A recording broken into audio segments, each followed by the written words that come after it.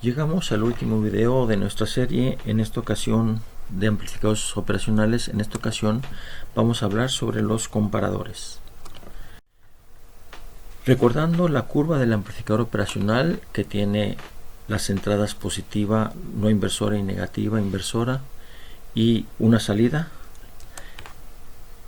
La curva es básicamente dos líneas horizontales de saturación que muestran saturación, y la línea vertical, que es la que hemos estado manejando hasta este momento, introduciendo los ejes, ¿verdad? La línea vertical corresponde al voltaje de salida y la línea horizontal a la diferencia de potenciales. Recuerden que esta curva que estamos mostrando aquí es una curva experimental, pero su el razonamiento matemático que nos llevó a ella también fue presentado anteriormente. En esta curva, el voltaje de salida, ¿verdad?, es un voltaje de saturación 1, que es la parte de arriba, si la entrada no inversora tiene mayor potencial que la inversora.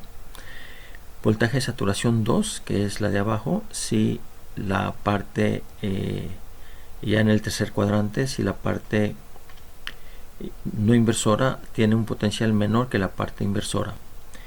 Y el eje vertical entre las dos voltajes de saturación, que es la región lineal que habíamos estado manejando hasta ahora, ¿verdad?, donde los potenciales son prácticamente iguales. Nosotros lo manejamos como iguales, sabemos que la diferencia es de unos cuantos microvoltios. Y lo que vamos a hacer ahora es nos vamos a concentrar en solamente la parte de saturación. Podemos forzar a que un amplificador operacional siempre esté en saturación si no le damos ninguna realimentación de la salida hacia la entrada, es decir, el circuito distingue claramente lo que está a la izquierda y a la derecha del amplificador operacional y no hay ninguna conexión entre los dos, salvo posiblemente tierra y las fuentes de alimentación, pero también cuando proporcionamos una realimentación positiva. Fíjense bien en la posición del amplificador operacional en las entradas. Si cambiamos el menos y el más, tenemos un amplificador no inversor. Ahora la realimentación es a través del más. Y por esa razón, este circuito es, desde el punto de vista de amplificadores, inestable. Siempre va a estar en saturación debido precisamente a esta realimentación positiva. Una aclaración importante cuando nos referimos a la realimentación negativa es al circuito en sí completamente, no solamente al amplificador aislado. Aquí tenemos este ejemplo. Este es un amplificador de ganancia positivo 2 y vemos que en la parte de arriba tenemos un amplificador inversor, pero con las entradas cambiadas. El menos es el que va a tierra. Este circuito sí funciona. Si lo cambiamos tratando de corregir lo que hubiéramos podido decir que era un error, nos encontraremos que el circuito va a estar siempre saturado. La entrada BS va a determinar si va a ser high o low. No vamos a discutir más estas cuestiones, solamente era para aclarar que hay que ver más cosas que lo que vemos en este curso para trabajar totalmente el aspecto de realimentación positiva y negativa. Ya entrando a una definición formal, los símbolos que usamos para el comparador son el mismo del amplificador operacional, o al mismo se le incluye una figurita interna que muestra que está saturado. La definición formal del voltaje de salida es que es un voltaje alto, VH high, si la entrada no inversora es mayor que la inversora, y un voltaje bajo L en caso contrario. Es importante que VH sea mayor que VL, y los valores que se tengan físicamente van a depender de las fuentes de energía y también del diseño interno. Se le llama comparador porque nos permite decir cuál de los dos potenciales es mayor. No nos dice por cuánto, simplemente nos dice cuál de los dos es mayor. Vamos a trabajar un ejemplo. Y este ejemplo es bastante sencillo, pero a la vez bastante genérico. Lo que vamos a estar comparando son la salida de un divisor de voltaje R1 y R2, comparando contra el voltaje de referencia que estamos utilizando con un diodo Zener en el V-. Lo que queremos saber es si el voltaje a la salida del divisor de corriente R2 entre R1 más R2 por VCC, donde VCC es la fuente de alimentación, ¿verdad?, es mayor o menor que el voltaje de referencia. Si queremos cambiar la situación, pues simplemente cambiamos las polaridades. A la derecha tenemos, para visualizar cuál de los dos es mayor, un diodo emisor de luz LED. El LED va a estar encendido si el V más es mayor que el voltaje de referencia y va a estar apagado en caso contrario. Este circuito lo pueden ustedes construir en un laboratorio, por ejemplo, y ver su funcionamiento, verificarlo. Pero también lo podemos utilizar ya en aplicaciones de control o en aplicaciones de otra naturaleza, ¿verdad? Donde en la parte del divisor de voltaje utilizaríamos un sensor como resistencia, y entonces estaríamos midiendo una situación respecto al fenómeno físico que estamos usando como sensor, sea por ejemplo temperatura, sea presión, sea luminosidad, etcétera, ¿verdad?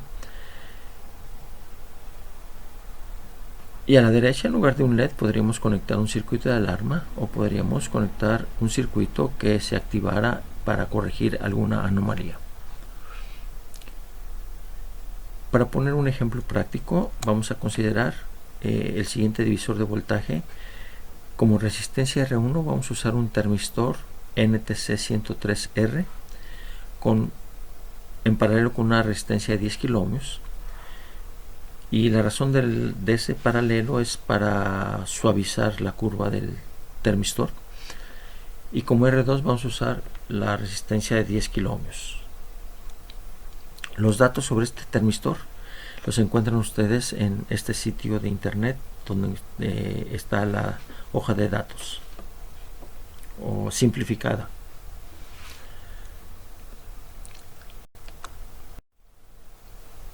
Vamos a presentar las curvas que obtenemos para el divisor de voltaje. Estas curvas las obtuve a partir de una referencia de Philip Kane, donde utiliza los termistores para medir utilizando controladores. Les recomiendo que lean esta página de internet, y es bastante ilustrativa y bastante interesante, sobre todo para aquellos que van a estar trabajando con cuestiones de medición y cosas similares. El comportamiento de la resistencia R1 con respecto a la temperatura. Recuerden que R1 es el paralelo de 10 kiloohmios con el termistor NTC 103. Se muestra en esta curva. Ven ustedes que conforme crece la temperatura, la resistencia disminuye. De ahí viene el nombre NTC, Negative Temperature Coefficient. Ya sea por medios matemáticos, ya sea por medios gráficos, podemos obtener entonces la curva del voltaje de salida, que sería el V más versus la temperatura. Y ya a partir de esta curva nosotros podemos entonces seleccionar el voltaje de referencia de acuerdo a la temperatura que queramos tener de control.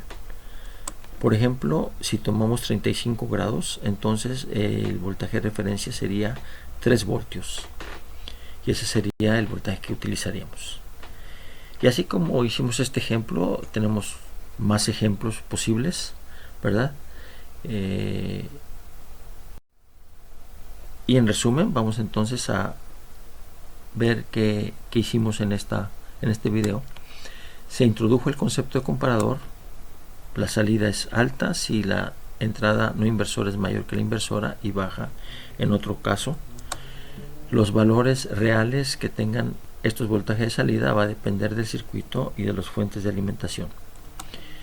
El amplificador operacional lo podemos usar como comparador si lo forzamos a que siempre esté en saturación, siempre se mantenga en saturación. Se puede forzar a que se sature si no se da realimentación o si se provee una realimentación positiva. Podemos también utilizar un comparador comercial, el cual se está forzado a estar siempre en saturación. Dimos un ejemplo de aplicación bastante sencillo en su concepto para probarlo en el laboratorio, pero bastante común en muchas aplicaciones de control y otras situaciones. Este es tan solo un ejemplo entre miles de aplicaciones que tienen los comparadores. Con este video hemos terminado nuestro capítulo 14 de los amplificadores operacionales y estamos listos para entonces seguir adelante. Gracias.